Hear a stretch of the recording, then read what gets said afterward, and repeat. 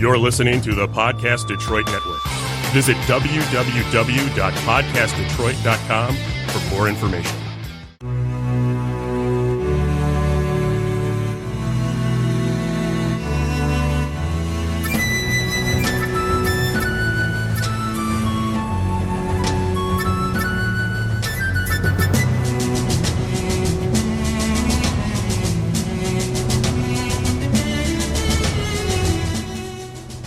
Hello, friends. Welcome to episode 2 of Storyteller Conclave. I am Sara. And I am Rob. And today we have a new topic. We are talking a little bit about social combat. Yes. We do have a few updates beforehand because, we started last time, so I guess updates are kind of necessary. Yeah, right. So we are working on getting our Patreon, so please stand by for that information. So we will be getting special access for our Patreon people who are helping to support the show and get that ready. But one of the things we're waiting for is our RSS feed to go along with that. So we should be seeing that after our next episode or so. So please hold on, and then we'll be able to have you guys subscribe via either iTunes or Google Music or any of your RSS feed methods. Stitcher, Anchor, I think, is one of them. There are so many. Yeah, there's a lot. I'm sure there's probably 200 more. There's probably we're probably going to get hit with someone saying, no, you forgot this one and you forgot this one. I mean, there's a bajillion of them. But one way or another, though, the point is, please be patient. Once we get our third episode up, we'll be able to get that RSS feed up, and that will not only be able to kick off our Patreon, but also you'll be able to subscribe using your favorite podcast software. So. And then one other thing that I'd like to throw out there, there was a community project done on Reddit on the 7C forums by Blue Sponge, and I'm not going to say, I'm going to say they did a fantastic job of something called In a Tavern. And I thought it was such an amazing community project. I'm going to make sure it goes up on our Discord as well as on the Twitter feed so that people can see that. But it was a neat tool for storytellers, not just for 7C, although it is a love of mine, but it had a wonderful community outreach of different characters you can meet in a tavern, because that's something that I think all good storytellers need every once in a while, is another refresh of something to explore when you get to a tavern, when your group gets to a tavern, because maybe you're at the end of a small quest, or maybe you're kind of at a section of your campaign where your characters don't quite know what you're doing and you don't know what to throw at them and you just want something fun. You can go to that list and you can either do random rolling and have it come that way, or you can just look through the list and find something fun that's in it. And I did contribute to it. Actually, I have 2 sections in there. You'll have to find out which ones are mine. But I will throw the link up there so you guys can see it. But I do give that shout out to Blue Sponge for that one. Yeah, and definitely, like I said, we watch Twitter. You can find us on Twitter at @ST_conclave. And there you'll be able to also find a link to our Discord. And we'll post that link a little bit later, right after the show. We'll have that up there. So be sure to follow us on Twitter, hit our Discord, and you'll find it there. But we have a topic. We do have a topic. A topic that you wanted to crack into. Yeah. And yet I was excited about. So I'm kind of interested to see how we're going to do this one. I think you were excited because social combat's kind of your baby. Sort of. I don't call it my baby, but it's definitely something that was much more in my wheelhouse after getting involved in 7C. I kind of didn't have a choice. Right.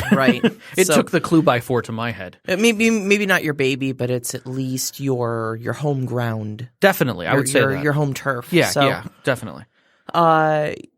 I wanted to talk about a little bit about social combat. I think mostly because it is a little out of my comfort zone. Okay. Because I did not come from the same background as you. A lot of my background had to do with D&D and D&D adjacent games where combat was a major function of it. And just particularly as a person, social combat is not something that I myself feel like I'm good at. Having played in some of your games, some of your 7C games and such, and I know we've had this conversation around the table in person, where I've told you before, like, I'm kind of lost right now. I don't know what I'm doing simply because I don't think in that social combat sense. Right. So I really kind of wonder, how many other people out there are like me where social combat's kind of a baffling thing to you, where once it gets out of the realms of I put my sword into the other man, you stop seeing exactly how elegant solutions can be. Right. So put out there. let's get this. Let's do some definitions here to see if we can get some people. Now, of course, everybody's going to have their own little thing about social combat, but I've always seen social combat as a use of social traits to complete a task that is used non-physical methods. The moment you step into physical, I mean, even if you can grace the edge of it maybe when you're dealing with social combat, but realistically we're talking about dealing with it in a social manner. Now, a social manner might be, innuendo. It might be, dominance. It might be romance. It might be allure. It might be attraction. There's all kinds of methods that you've got there within the social realm, but those aren't things necessarily that you would do. Now, I'm not saying that it's strictly, I am a guy trying to get past a guard and I've got to convince them in some convincing way, either lying to them or performing that, I'm somebody I'm not supposed to be. Like, that's the classic one that comes to most people's mind. Sure. But there's a lot of other adjacent ways that you can look at it. And social combat can definitely be used for any character class, but obviously some classes excel in it in different games. Bards, are notorious for their social abilities. Oh, they're the classic talker character. Oh, I'm useless in combat, but I'm going to talk my way through everything. I'm the silver-tongued devil. Exactly. And in 7th, you've got all kinds of variants of that. You've got, your femme fatale type people. Even in Adventure, you had that kind of stuff as well, where you're throwing that social element to change what's going on in the scene and to get what you want out of it. Sure. And this is, I think, where we get into a discussion of like levelless, classless systems. Anytime you have that freedom to just kind of open your character to be anything in a classless system, like 7th, like most of the World of Darkness stuff, you open yourself to be able to make any character a social character if that's just happened to be where you drop your attributes. Right.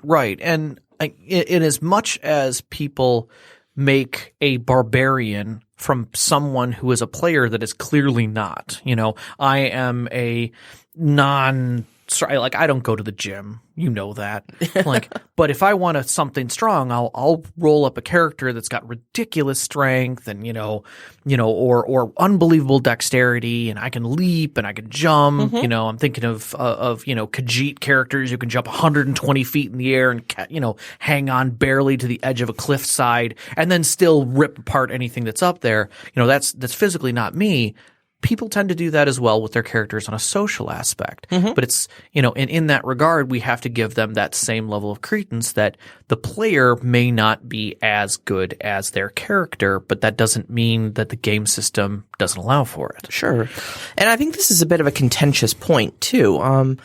This is kind of piggybacking off of a discussion that's been ongoing on our own tabletop game that we're bringing kind of out here into the open so the rest of you can take part in this conversation here on the podcast. That being that social attributes are really different from physical attributes in that you're playing a character that you may not meet those same levels like Rob was saying. Right. And so why do we treat social attributes and social contests differently from physical contests?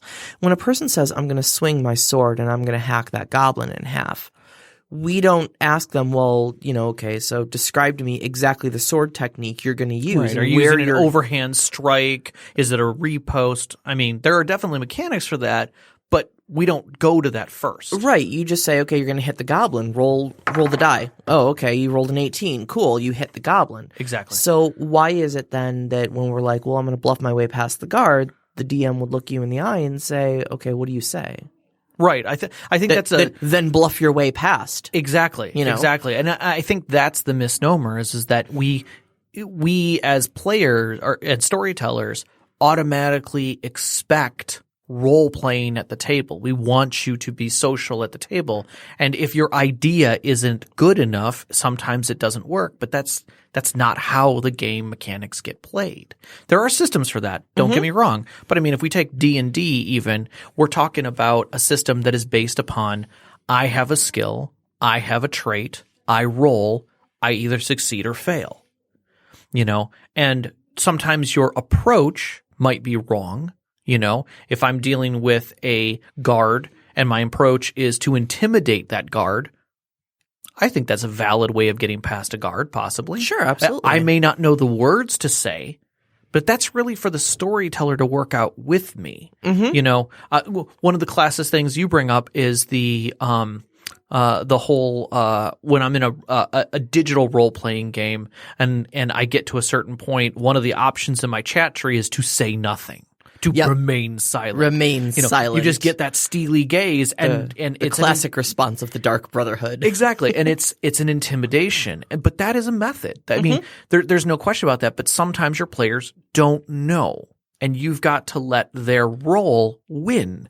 Well, I've played the talkie character on a number of occasions over the years, and there's an immense amount of pressure that you are under to actually step up. If you're not using these, a sort of forgiving system where you're able to kind of roll first and then role play out the results after.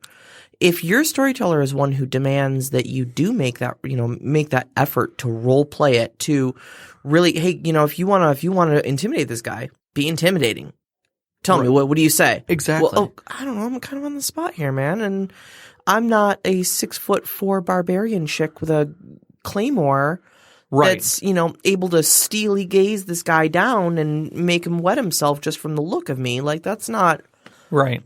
And one of the things that I thought was really cool, that I was listening to another person who was talking specifically about charisma in D&D and how we fail our players at not letting them use that attribute properly. And one of the things he said, and I thought it was a really neat scenario, is one of his players came up to somebody and wanted to intimidate, and the guy had a ton of intimidation and a ton of charisma, and rolled his dice and got a natural 20, and he was like a +6, so he's rolling 26. Sure. If you're gonna roll big, man. There's no question this guy just intimidated the hell out of him, and he goes, "Okay, what do you say to him?" And he's just like, "You're nothing but a pig," and the guy was like. And the DM thought to himself, he's like, that's a shitty response. I'll just rewrite it. And then he thought in his head, he's like, no, that's what he said. And it's a 26. So he immediately ran in his head and went, and he's like, okay, picture this. Suddenly, the guy his eyes start watering and he breaks down his shoulders because he just realizes that the last time someone said that to him was when he was 6, and it was his stepfather who beat him relentlessly and called him nothing but a pig. Nothing but a pig. And so suddenly this guy is destroyed. Just triggered right there. Instantaneously PTSD triggered. Flashbacks. Exactly. And so he runs away. This giant barbarian dude just runs off because he hit his trigger. And that's what it takes from a storyteller is you have to let your players say what they're going to say or do what they're going to do and let those numbers do it. I mean, it's no different than someone who doesn't know how to fight, has a dagger and rolls a natural 20 and a 6 on something, 4 times their size. And you're like, well, that hit.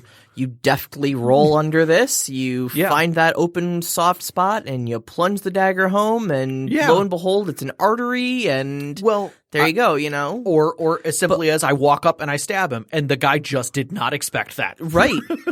Right. So, sometimes you catch him flat-footed. Exactly. But, so in this, what we're suggesting, I suppose, is the solution of roll first and describe later with social attributes. Give them the chance. Right. So, at first this guy walked up, he says, I'm going to intimidate him. So he stated his intent at least. So we know what role we're making.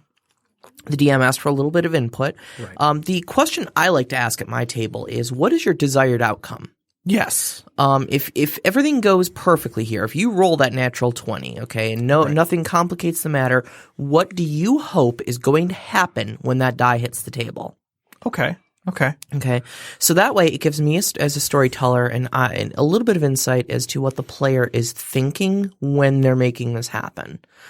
And some of that's a little bit of yes and. I want my players to feel heroic. I want my players to feel like they're accomplishing their goals. Right. And just a simple question like that can change something as ambiguous as a social role into a really good heroic moment that feels very good for the player. Like, for instance, taking this back to the comparison to physical combat, when a person says, I'm going to hit the goblin, we know what the desired outcome is. Right. I want to kill the damn goblin. Right. But when you say, I'm going to intimidate the guard, okay, where are you going with this? Well, what are you trying to cow the guard? Are you trying to scare him off? Are you just trying to get him to listen to you as a source of authority so he steps down his own intimidation a little bit? Right. Something like that. What is your desired outcome? Well, I'm just trying to get him to back off. Okay. So now I know as a storyteller, we're going to roll intimidation and we're going to judge based off of that roll how well you do on this. And because you've told me what your desired outcome is, I know how to not only, kind of put words in your character's mouth as needed, because, like I said, you're not the silver-tongued devil that your character is. Right, right. You're not the hulking brute that your character is, or something like that. Right. So I'm going to need to make that sound a little more heroic, a little better. I'm the storyteller. That's what I do. You know? And I will know now how to make the guard react. I think that's a good way of looking at it. I've got a few other systems in my head. One of the things that 7th Sea does well is talk about what is the challenge and what are the consequences. And basically you're trying to get past the challenge to get through it. Like, for instance, I'm trying to reach the Duke. Like, I'm in a giant room, court-style room. There's people milling all over the place. Maybe it's a party. Maybe it's just court in general. But I've got to get through the social interaction to get an audience with the Duke. That's my challenge. So what you're talking about to a degree is we have the challenge. What's your approach? Right. Right. Exactly. So your approach not only is how are you approaching it, but with what skill are you approaching it with? So you're using both of those as a leverage, and I like that. And then you have your consequences. Okay, if I succeed, I get what I'm going to, but is there a chance that I could partially fail? Maybe I don't make all of my successes. And I think that's where we kind of get into, is this a one-on-one encounter or a mass encounter? So I would think in one-on-one encounters are your typical, like, hey, I'm having a social interaction with a shopkeeper. Like, I'm trying to get the price down. That's a pretty simple approach. It's haggling. Yep. And I might do that through any number of social mechanics to do that. I might intimidate him. I might lie to him. I might try to be sincere and try to turn him to my side, like, hey, I'm going on this big adventure and I'm going to be helping the whole damn town, So there's all kinds of ways socially that I can approach that. But in the end, it's usually a single success. Either it works or it doesn't. Right. So what then, and this is like I said, the part that usually I falter on a bit here. What do you do then when it is a larger scale thing? So I will go back to the ideas that I've always had from doing 7th Sea and doing large social events, is that it is a series of events. Okay. When you watch shows like Leverage, where you've got all these individual pieces that make up the final string. I was thinking of Leverage just earlier today. Yeah. And funny enough, there is a system to play the game Leverage, and Cortex is that system. And I don't know a ton about it, but that's actually in there. Oh, no way, huh? It's not I won't get into it. Okay. But there is always, in a lot of these systems, no matter what the finite mechanics are, you've got a string of events that give you your final result and may give you some compromises that you might have. Mouse Guard does a really good job of it. Okay. Keep in mind, I've never played Mouse Guard. I only know the rules, and I really wish I could play it with somebody. I know one of our listeners actually has Mouse Guard, and one day I hope he runs it. I volunteer as tribute. Yeah. Anywho, one of the things that they talk about is this method of compromise, where you try to achieve a goal, and you've got your, I'm going to say, opposition that's trying to achieve a goal. So, for instance, I'm trying to get past the guards without being bothered. the guards are trying to stop me and take my weapons. Sure, Those are okay. your two things. So then a social combat ensues, and based upon the outcome, we determine whether or not the success was a full success, whether it was a failure, or whether there's a compromise. Meaning I did succeed in my action. I was able to complete it, maybe because I completed enough. I got through enough of the requirements. But because I did have some failure, I might have to compromise. So I did get past the guards, but the compromise might be I did lose my weapons. Or now I have a guard following me to where I'm going because they have to lead me. So I can't just go unescorted. Sure. That's where those compromises come in. So if you're dealing, again, like the situation where I want to talk to the Duke, I might have to negotiate through multiple encounters, but those encounters are and can be a little ambiguous. It's all about the approach. Like somebody might say, okay, well, I really don't know how to get to the Duke, but my character clearly has the nuts and bolts to be able to do that. So what do we do? So then as a storyteller, I might set up a series of events. I say, okay, you have to get through 6 pieces, the 6 tests. And in those 6 tests, you have to complete at least 50% of them. Okay. So 3 of the tests have to be completed successfully for you to get your goal.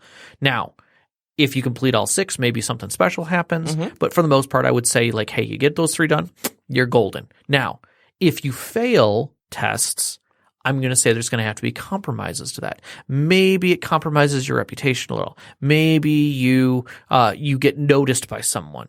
Maybe it ticks the doom clock up one notch, meaning that something bad's about to come in the door a little bit sooner. Because maybe you were aware that the Inquisition was just was going to show up at this party eventually, and now somebody just ran out to go get them. I have it on good authority that nobody expects the Inquisition. No, the Spanish Inquisition. Oh, okay. I'm sorry. The Castilian Inquisition, totally different. Totally different. Everybody expects that. 100%. They're going to show up and mess up everything. So that's the kind of systems that I'm used to. Now, I'm totally setting this up, and I'm cracking this door right now. You are. You're definitely cracking open a door. Saturday was our social combat that Sara designed for D&D. I had, keep in mind, full disclosure, prior to that date, I knew nothing that she was doing other than that she was exceptionally excited to do it. I see. Rob and I, speaking one storyteller to another, it goes back years. Yeah, Goes back we'll just leave it at that. And so we'll go to each other occasionally, and we'll be like, hey, I'm running this game, and I just kind of want your advice. I want to bend your ear on this, or like, oh, hey, I did this thing in my other game and stuff like that. But now he's in my game, and so I can't go to him with stuff going, oh my God, I wrote this thing. You've got to see this, because he's going to be experiencing it in like a week. So now you get to know my pain from the D&D game. Just let you know. Oh yeah.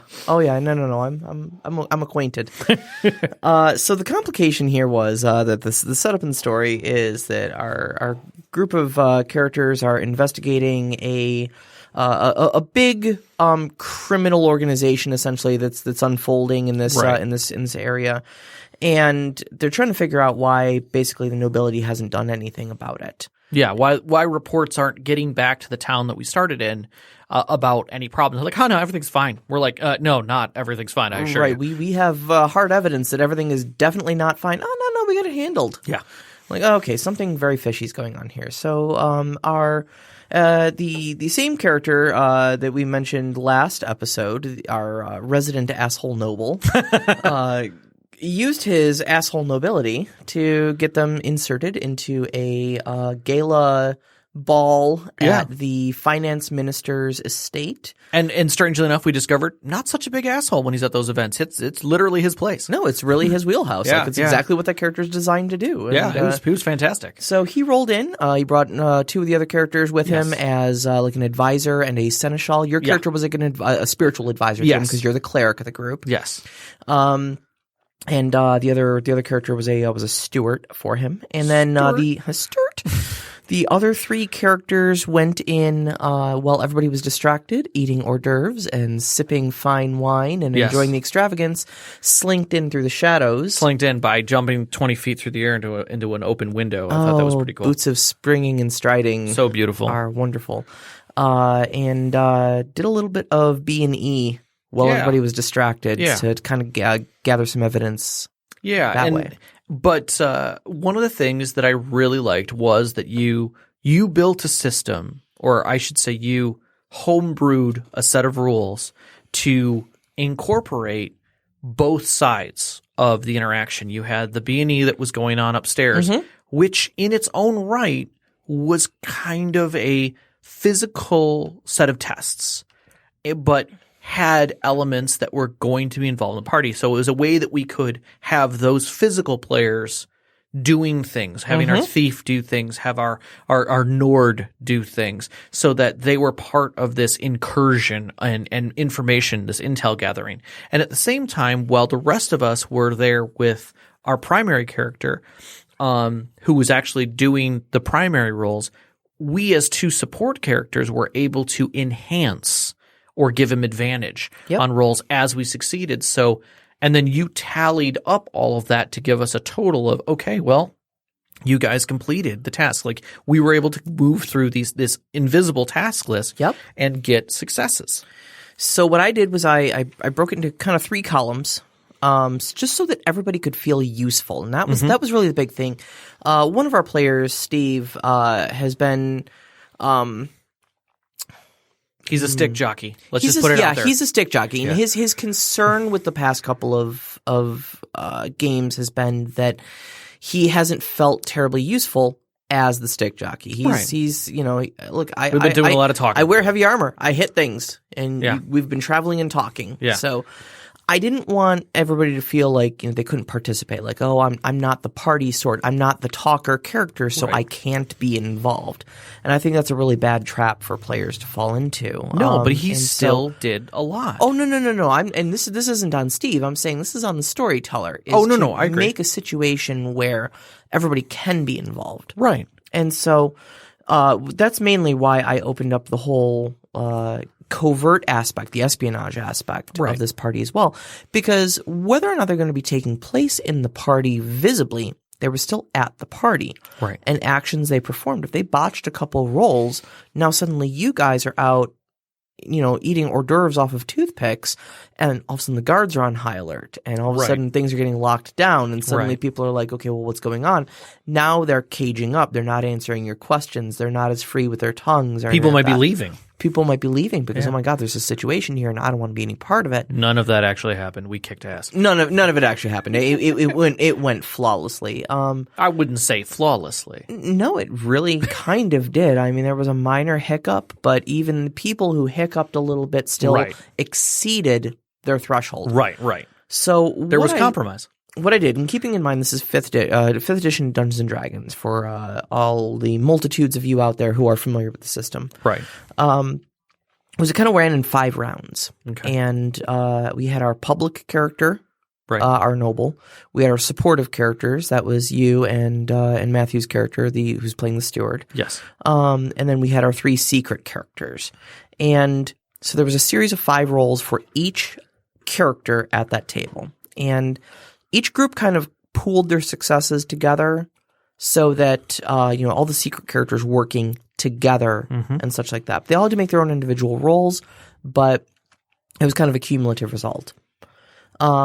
The first part was basically getting into the party. Mm-hmm. For the public characters, this was creating a first impression. Yep. And it was an approach. Yeah, it was an approach. It was your first impression. For your supportive characters, it was actually because you were apparently in a servant role. Right. At this point, you wanted to be as unobtrusive and professional looking as possible. Right. You actually made your roles by not raising attention. Right. Like I think, if I'm trying to remember exactly what Matt and I did, but I think it was stealth or persuasion. Right. And I ended up taking the persuasion route because I'm not very stealthy, and basically was doing I guess glad waving, where when I would see someone looking over at him, I would attend his glance in that direction and make sure that we gave them attention, if you will, just to make sure that people were persuaded to continue looking as if they knew. Yep. And now, see, all of this was essentially role play on the player's part. So all I did when we began this, I said, okay, so this first round, I said, Thalian, you're going to be making your first impression. This is as you enter. You're going to essentially either roll an intimidation check to be like, I'm here. Yeah. I am the elephant in the room. The Kuzco, kick open the door, boom, baby. Right. A performance check to either make to make some sort of a spectacle of yourself. He is a bard, so making some sort of a grand entrance, possibly waltzing across or pulling out his lute and playing something or whatever he chose to do at that point. Right. Making some sort of a performance check to draw all eyes to him, or a persuasion check, because persuasion in D&D 5th edition covers most of your etiquette, Right. and such like that. It's directly speaking to people, but as well as just comporting yourself in a situation. So, I gave him that option. He rolled, I believe, just a persuasion check. Rolled like a 29 on it or something like that. So. Yeah. And what was funny was I think when he said, like, well, what kind of entrance do you want to make? And he was just like, I think I'm just going to wave and just kind of gently walk in. We're like, I'm thinking in my head, he rolled a 26 and he's gently walking in. Okay. That's interesting. He is strutting in like a damn peacock. He's strutting in like a damn peacock, but his posture is it's correct. Perfect. His eye contact is mannered. His waves are perfect. Perfect etiquette for, he's not, rubber banding his arm around, going, "Hey, hi, how are you?" He's it's and just gentle. Oh, good day, good evening, sir. Good evening, sir. But he knows everybody's titles. He knows their place. Exactly. He knows when to call someone a regent. He knows your grace and your honor. Right. And so I give him the description for the roll we're making. He rolls his 26, and then I described to him what the effect of that 26 was. Right. Then I jot that down as a success because he beat the 10 that he needed. Right. Then we move on. Supportive characters. Okay. Yep. Be unobtrusive. They rolled their persuasion. Same thing. Rob describes, okay, well, I'm gently touching Thalian on the shoulder and saying, that man over there, that's the finance minister. That's the security minister. Right. And made sure that people were noticed and supported him in that. Okay, great. Thieves. Our thieves spent the afternoon scouting out all of the guard rotations. Right. So with advantage, they rolled stealth, with the exception of our fighter, who rolled acrobatics at advantage because he has boots of springing and striding and went through a second floor window that nobody was guarding. Yep. And again, we made the rolls. Yep. We described the rolls. We move on. So what each one of these people was doing is a 5-step challenge. Yeah, five different, and this was hidden to us, but we did 5 consecutive rolls effectively, 5 challenges within that set for each team. It was an entrance, an observation, so getting the lay of the land, or for the stealth characters, searching around, finding opportune bits of information that might be accessible. An approach. So now that you've found what you're looking for, you need to make contact with that, what you're looking for. For the stealth characters, this was, okay, you've discovered the safe, but can you jimmy it open? Right. Or you've found the files, now can you search through them effectively enough to find something interesting in there? A move, which is what you're actually, okay, now that I've met with the noble that I'm looking for. Right. I'm going to actually do the thing where I try to persuade him to give up information for me. Our bard also threw in a suggestion that, hey, they have good business deals later. Yes. And he's like, oh, yeah, no, absolutely. And that was like a magical suggestion with a capital S. Yeah. And then an exit, an exfiltration. And I liked how after all of these successes came through, you had us effectively roll on random tables that you had to give us each one of the bits of information. And on the and I'm going to stick to just the social side. I'm going to kind of ignore some of the things that happened on the thieves side, which I thought was really cool. And I think I'm going to definitely get back to one of the things you did that I loved in another game session or another story session we have. But I really liked how we gained all these little aspects as we broke down the social aspect. We knew that we got this little bit of gossip as one of the support people about this person being in love with another person and that possibly causing a problem.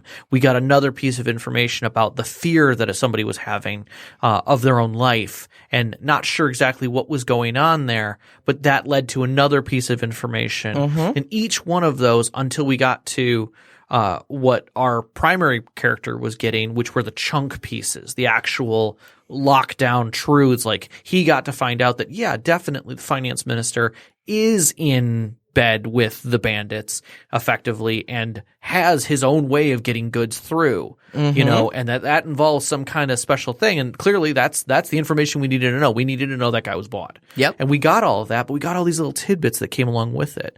And I thought that was just really neat way of drawing all that information out. A lot of that was actually designed. In full disclosure, I never played 4th edition Dungeons and Dragons. I was amidst that crowd that I heard the bad reputation it got and basically just believed people when they said that was the direction the game had gone. And I didn't even bother. Just walked with it. away. I just walked away. I had other games to play. Right. And so one of the things actually that I've been hearing from the 5th edition crowd is that no, actually 4th edition had some redeeming stuff in there. And one of those things was skill challenges, which is very much what I've kind of just described here, where you have a protracted thing that's kind of open-ended. It's not necessarily something where you say, okay, you must roll this. It's more something like, how are you going to contribute to this? One of the good examples I had was I heard along the way, I think it was from Matthew Colville, if I'm remembering correctly, on his YouTube channel, was talking about these skill challenges. And he talked about escaping, I guess this place was collapsing, and they were getting out of the dungeon. And they kind of had to go through like a maze or a series of tunnels or something like that, right, and escape. And so it became a skill challenge where everybody kind of had to contribute to get out.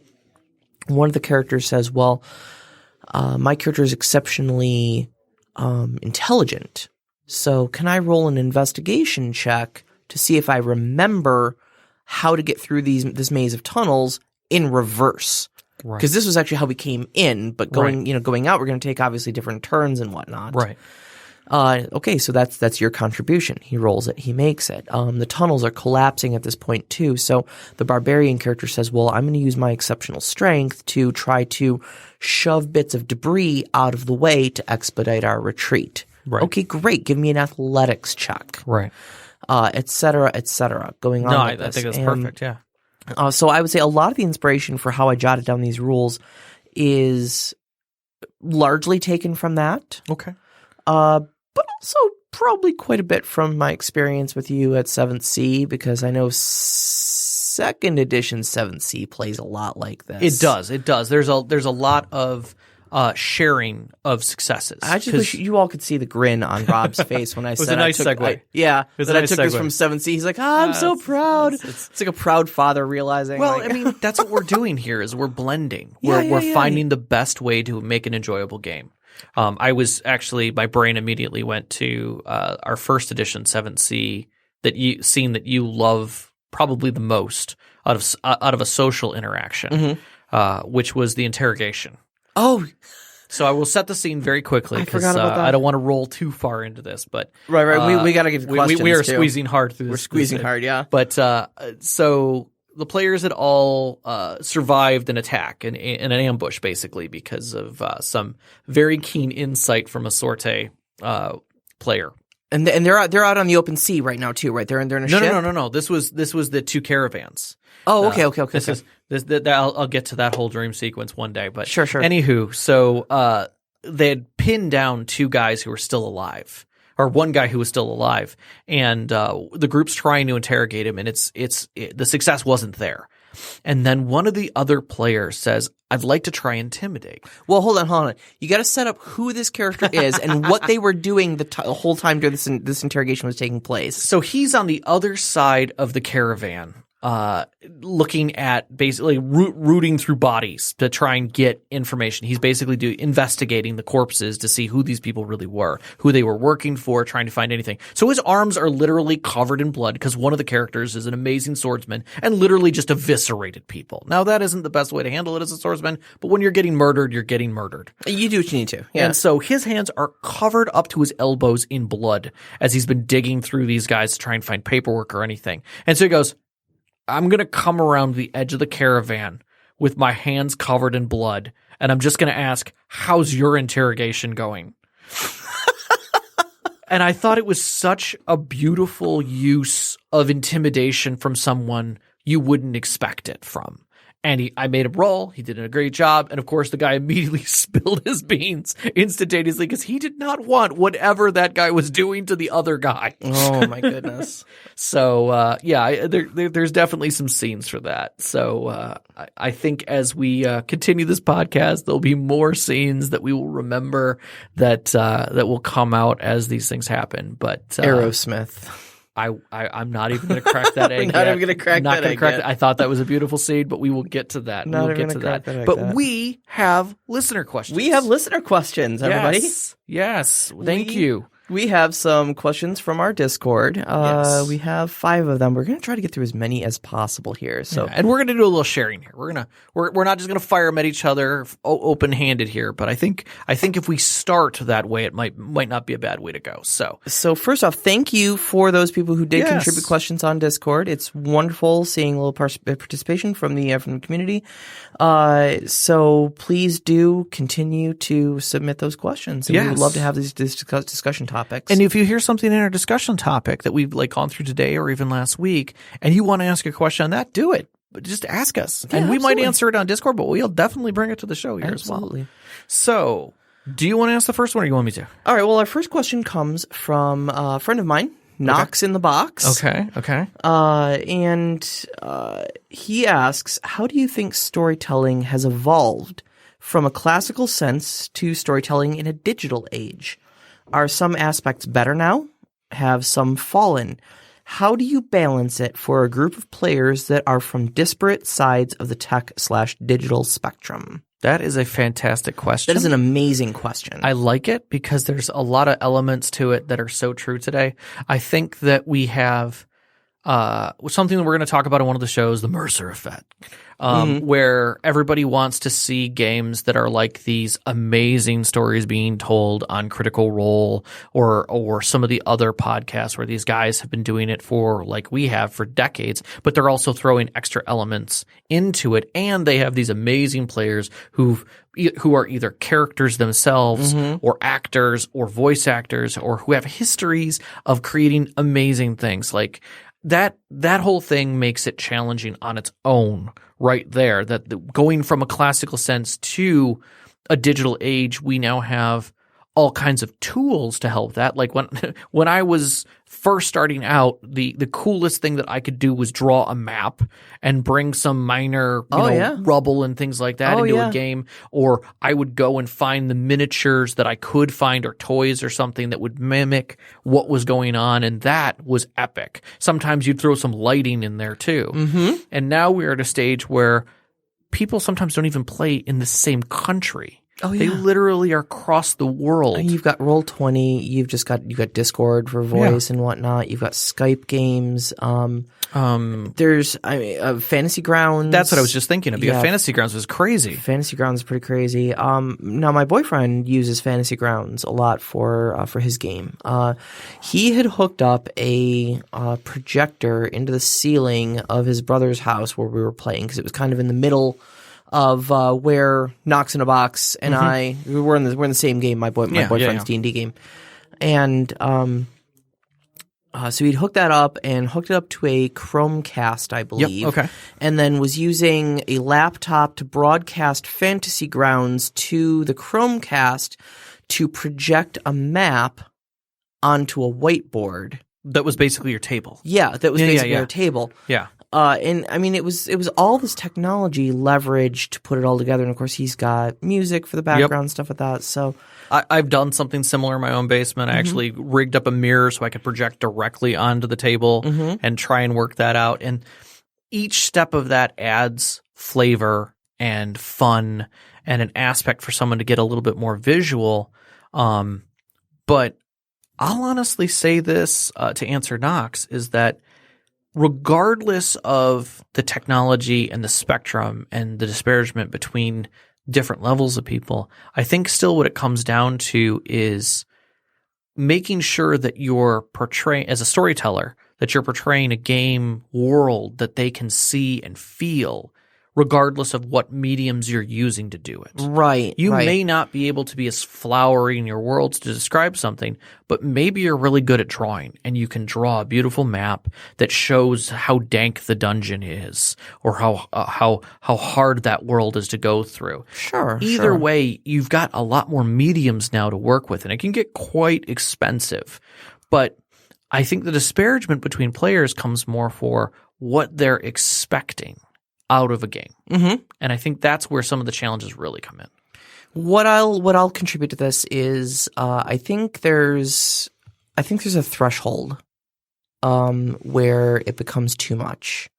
I agree. Where you're taking away from the actual storytelling. Yeah, exactly. No. I mean, you've got I heard earlier on another broadcast that I was watching, someone was telling the story or asking the question, I should say, of so D&D Beyond is like a really great tool for tracking your characters. It's got all the rules integrated and things like that. We use it in our home game, and I think it's really great. But the problem is that means all the players have their digital devices out 24/7. Right.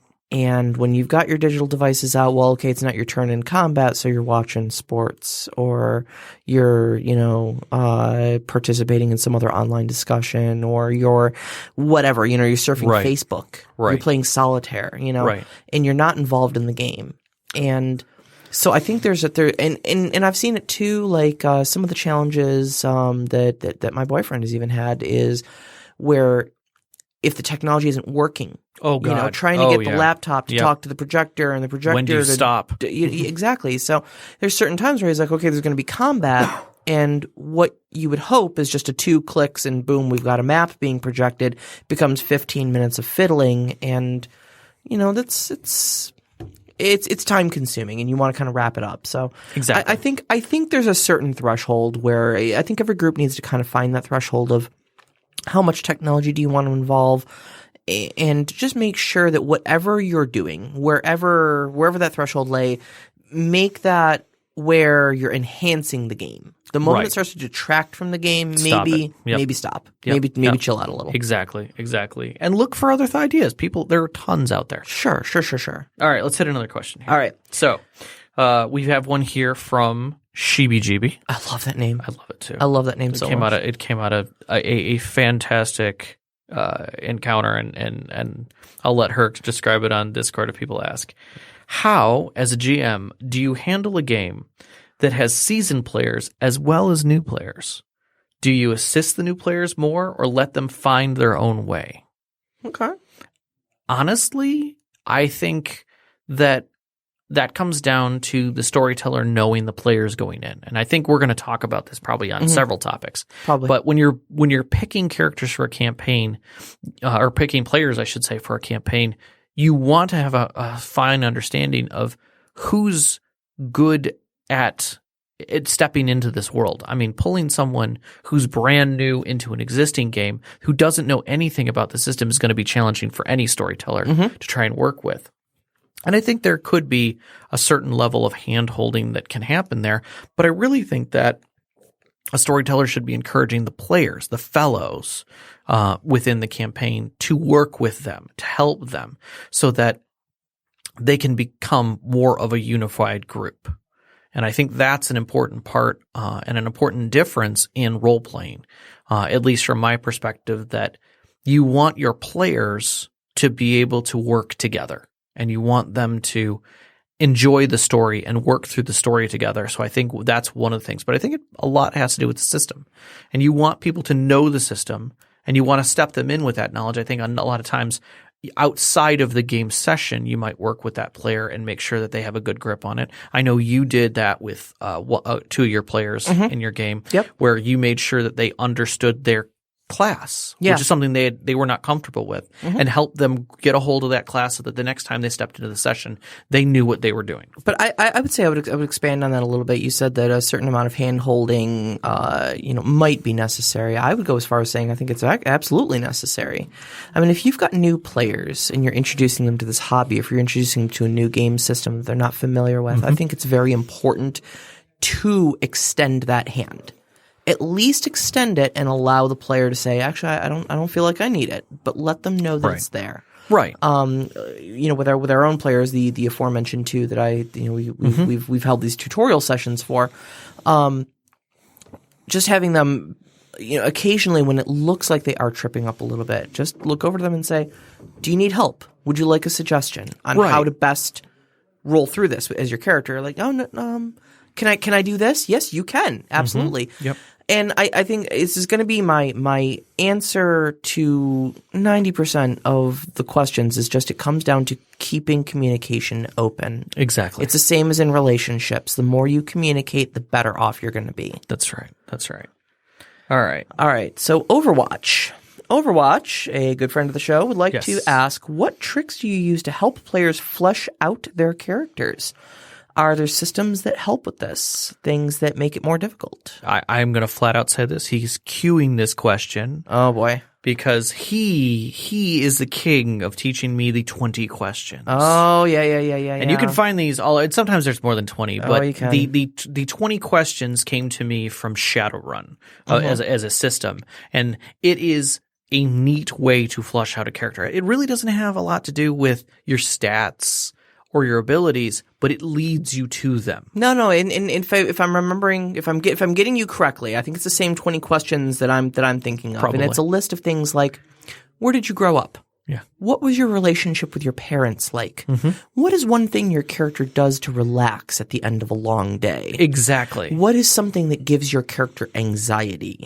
Things like that. Yeah, and you'll find those throughout systems. 7th has it in their character creation. As I said, Shadowrun's got it. There's a lot of systems that pull that together, and I think they do a very good job of it. And I think that's a great way to help someone who might have a light idea of a class that they want to play, but they're really not good at figuring out how to make a whole concept. Sure. I think things that make it sometimes difficult, and random tables, I think can sometimes make things difficult. The Palladium, TMNT, and Super Spies kind of thing, where you're basically just building a character from a series of roles.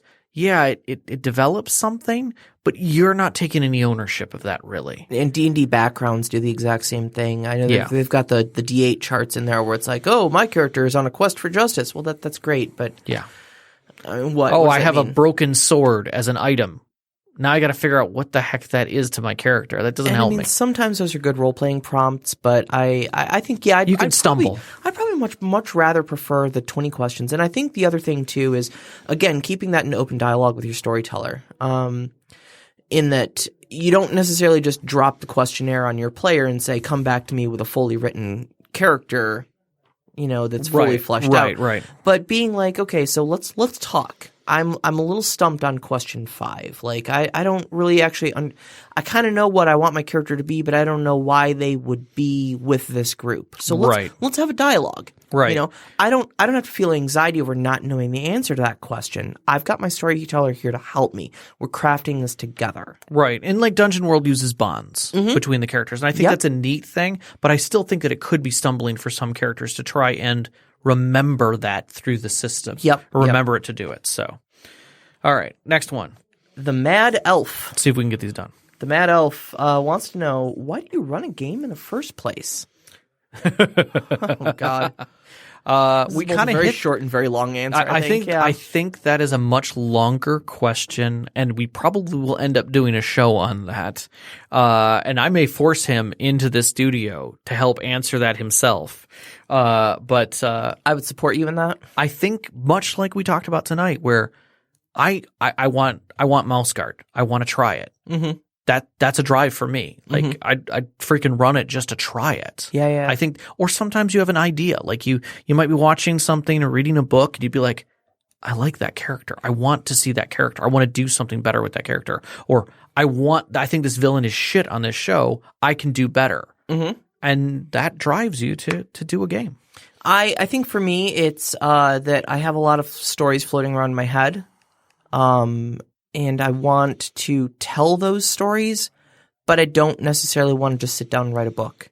Right. Because I feel like if I write a book, it's an interactive medium. Yeah. You know, it's if I'm writing a book, okay, maybe it's just me and I'm just typing it, and sure, I might revise it several times or whatever, and I get to tell the exact story that I want, but maybe people read it, maybe people don't. Right. But what I want to do is I want to share that story, and I want to participate with that story, and I want it to take unexpected twists and turns, and I want to see my friends living through that story. Yeah. And experiencing those highs and lows along with me. And so I think it brings out the best in writing a book and having a party. Yeah, I agree with that statement. I agree with that. All right, let's see if we can get one. Oh, I'm looking at this question. I think this is a story. This is like a show question. Heat sink. I'm not even going to say it's H34 sink. I did though.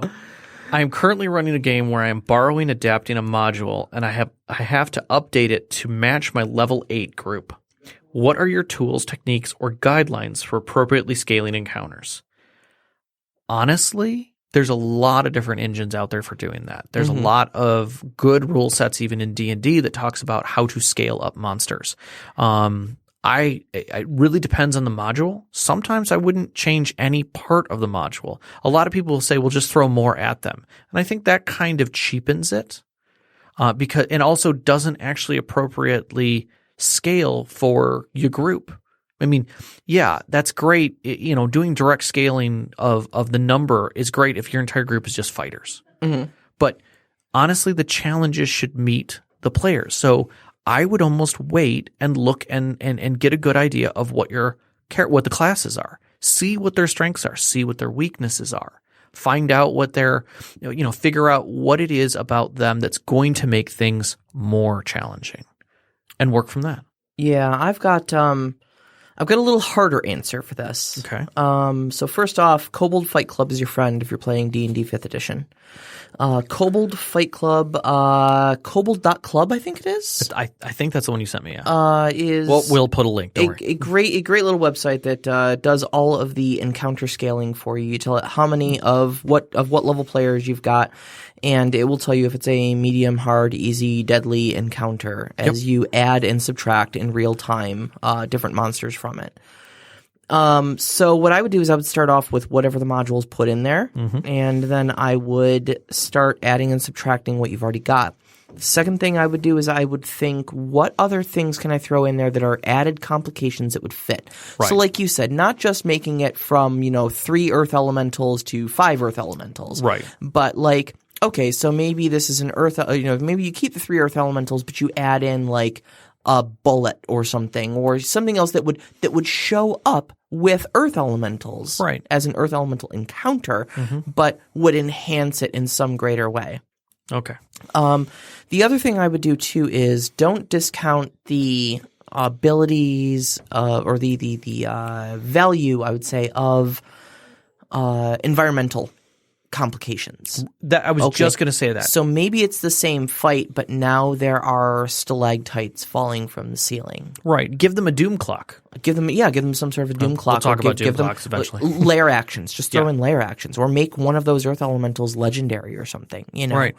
There's a lot of nice little tweaks that you can do just to throw curveballs in there that isn't just bumping the numbers. Throw a moral dilemma in there. Put a baby in a cage in the middle of the room. Yeah. Now you can't throw a fireball. Sorry. Exactly. Or you can. So, all right. I'm satisfied with that, I think. I think I'm good with that answer. All right. And I know our engineer is satisfied with us getting our 2-minute warning. Right. So we're going to wrap it up for the week here. Next week's topic, working from the bottom up. When an NPC should be interesting, and some ideas on how to do it. So basically, how to turn random Bob the bartender into someone a little bit more when he gets a little more attention in the story, when he needs a little more attention in the story, and kind of flushing them out. Yeah, and also not going too far so that your players don't immediately grab a red herring out of the darn thing. And how not to completely lock yourself up going, oh God, I need to write life stories for every single NPC that shows up. So. Exactly. Remember, you can find us on Twitter at @ST_conclave or Instagram ST_conclave. We will be dropping that Discord link again in our Twitter, and please come join us, submit questions to us, go over the topics of the show that we've already had. The Discord channel is actually pinned to our Twitter feed. Oh, fantastic. So you should just be able to find it there. We don't need to shouldn't need to go repost it if I'm understanding Twitter appropriately. Let's see here. Yeah, we're on Discord. We'll be tweeting out the links probably to Kobold Fight Club. Yeah, and the other ones that we talked about. As the In a Tavern link as well. We want to give a big thank you to Beyond the Warriors by Gooey Frog. That's our intro music. Our outro music is Only Our Footprints in the Sand by Midair Machine. You can find both these tracks and so much more on freemusicarchive.org. And thank you again to Podcast Detroit for hosting us. You can see them at podcastdetroit.com or on Twitter at Podcast Detroit. We'd also like to thank our families, Vicky and Sean, for letting us be here tonight and away from them for a bit, as well as our friends who helped us get through 7th and D&D, our friends at Reddit, who give us wonderful ideas and support us, and you, our listeners. Thank you again, everybody. We'll see you next week.